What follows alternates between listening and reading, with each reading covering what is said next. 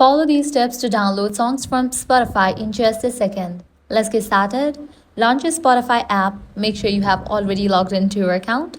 Now navigate to the song that you want to download. So I have selected this one song. You're gonna get this arrow icon. Clicking on that, you're gonna get this kind of pop-up, Export Premium. To download any of the song, you'll need to upgrade your Spotify account to the premium version.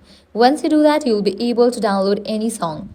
After you upgrade to the premium version, click on this arrow and confirm you want to download the selected song. With that, the song will be downloaded. In case you don't want to upgrade to Spotify Premium but you want to download this song, there is a workaround. You can add this song to the playlist. Likewise, you can like this song. For that, click on three dots, add to playlist. Now create a new playlist or add this song to any of the existing playlists. Then you can navigate to your library page.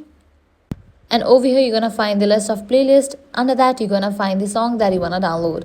At the moment, this is the workaround. If in the future Spotify comes up with the feature, I'm going to definitely update you guys. So that's all for this video. If this guide helped you out, do not forget to like, share and subscribe.